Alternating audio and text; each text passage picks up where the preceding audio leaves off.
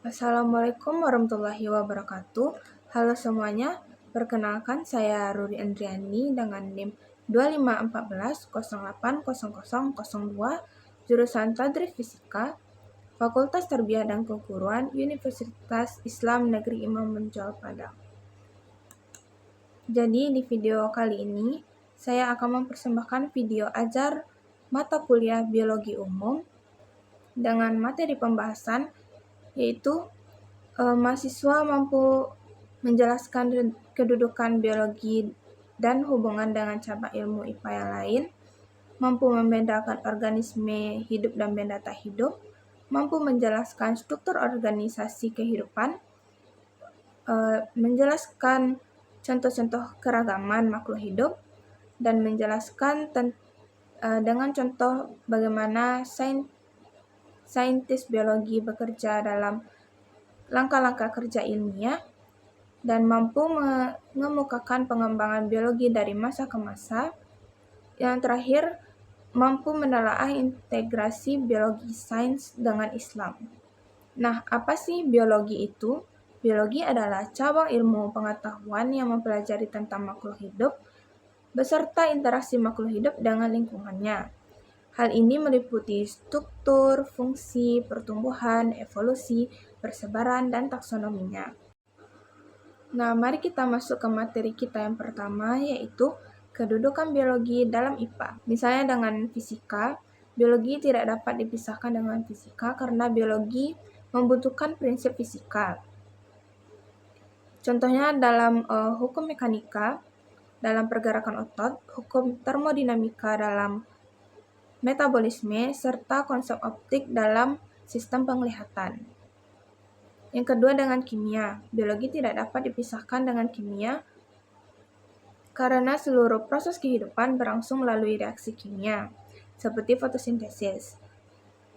Dengan ilmu bumi atau biasa yang kita dengar dengan geografi atau geologi, mereka terhubung erat karena misalnya dalam kajian fosil, biogeografi, serta pengaruh faktor abiotik terhadap distribusi organisme. Dengan matematika, biologi juga menggunakan matematika dalam analisis data, model populasi, genetika kuantitatif, hingga bioinformatika. Mari kita masuk ke materi kita yang kedua, yaitu perbedaan organisme hidup dan benda tak hidup. Organisme hidup dan benda tak hidup dapat dibedakan dari ciri-ciri kehidupan yang dimilikinya. Misalnya, dalam organisasi hidup ada tingkat sel, yaitu semua makhluk hidup tersusun atas sel sebagai unit struktural dan fungsional terkecil dari kehidupan. Ada metabolisme, yaitu makhluk hidup melakukan reaksi kimia untuk memperoleh dan menggunakan energi seperti fotosintesis. Homeostasis, yaitu kemampuan menjaga kestabilan lingkungan internal meskipun kondisi eksternal sedang berubah. Ada pertumbuhan dan perkembangan, yaitu organisme hidup bertambah ukuran dan mengalami perubahan terarah sesuai dengan informasi genetiknya. Ada reproduksi, kemampuan menghasilkan keturunan untuk melestarikan jenisnya. Respon terhadap rangsangan, yaitu makhluk hidup peka terhadap perubahan lingkungan dan mampu meresponnya. Yang terakhir ada evolusi, yaitu populasi organisme mengalami perubahan genetik dari generasi ke generasi untuk beradaptasi. Benda tak hidup, ciri-ciri benda tak hidup adalah tidak bernafas, tidak membutuhkan makanan, tidak dapat bergerak sendiri, tidak tumbuh dan berkembang secara biologis, tidak bereproduksi, tidak merespon rangsangan, dan tidak memiliki metabolisme atau sel. Mari kita masuk ke pembahasan kita yang ketiga adalah struktur organisasi kehidupan. Struktur organisasi kehidupan merupakan tingkatan-tingkatan dalam biologi yang menggambarkan bagaimana komponen terkecil penyusun makhluk hidup tersusun menjadi sistem yang lebih kompleks. Struktur yang pertama adalah molekul. Molekul adalah penyusun dasar kehidupan berupa DNA, protein, karbohidrat, dan lipid. Tingkat sel adalah unit struktural kecil penyusun kehidupan. Tingkat jaringan adalah kumpulan sel sejenis yang bekerja sama. Tingkat organ adalah gabungan berbagai jaringan yang menjalankan fungsi tertentu. Sistem organ adalah sekumpulan organ yang bekerja sama. Organisme adalah sekelompok organisme sejenis yang hidup di tempat dan di waktu yang sama. Populasi adalah sekelompok organisasi sejenis yang hidup di tempat dan di waktu yang sama. Yang ke-8 ada komunitas. Komunitas adalah kumpulan berbagai populasi yang hidup bersama. Ekosistem, interaksi antara komunitas makhluk hidup dengan lingkungan abiotiknya. Biosfer adalah keseluruhan ekosistem di bumi yang mendukung kehidupan. Mari kita lanjut ke materi pembahasan kita yang keempat, yaitu contoh-contoh keragaman makhluk hidup. Ada tingkat gen, yaitu perbedaan sifat dalam satu spesies karena variasi genetik. Ada keragaman tingkat spesies, yaitu adanya berbagai macam spesies di berbagai wilayah. Yang terakhir, keragaman tingkat ekosistem, yaitu perbedaan komunitas dan lingkungan abiotiknya. Materi pembahasan kita yang kelima adalah bagaimana saintis biologi bekerja dalam langkah-langkah kerja ilmiah beserta contohnya. Nah, hal ini kita dapat melihat dari hasil eksperimen tumbuh dan berkembang biji kecambah. Saya sudah pernah melakukan eksperimen ini pada kelas 12.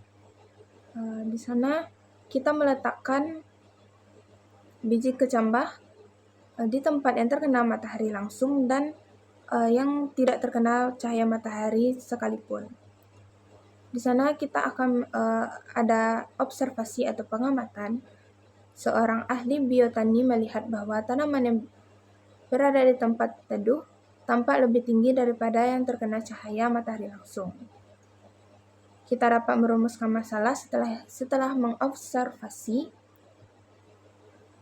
dan menyusun hipotesis, melakukan eksperimen, yaitu di tempat gelap dan di tempat terang. Apakah variabelnya tetap atau bebas atau terikat? Di sana akan dijelaskan dan menyimpulkan analisis data. Data dan hasil eksperimen dicatat dan diolah. Setelah 10 hari, tanaman di tempat gelap rata-rata tingginya mencapai 15 cm, sedangkan yang terkena cahaya matahari langsung hanya 10 cm. Hal ini akan dibahas dalam penyimpulan. Biasanya ilmuwan menarik kesimpulan data tanaman yang ditanam di tempat gelap lebih tinggi karena mengalami etiolasi atau pertumbuhan batang yang berlebih akibat kurang cahaya. Yang terakhir adalah publikasi dan verifikasi atau diuji ulang kebenarannya. Mari kita lanjut ke materi kita yang keenam, yaitu perkembangan biologi dari masa ke masa dan temuan yang dihasilkan. Yang pertama, dalam masa Yunani kuno atau sebelum abad Masehi, para ilmuwan lebih fokus ke filsafat, observasi alam, dan klasifikasi makhluk hidup. Contoh tokohnya adalah Aristoteles, dianggap sebagai bapak biologi karena karya-karya tentang anatomi hewan dan pengklasifikasi makhluk hidupnya. Penemuannya adalah pemikiran tentang klasifikasi organisme dan dasar pengamatan anatomi. Pada abad pertengahan, kemajuan biologi agak terhambat oleh dominasi pemikiran religius.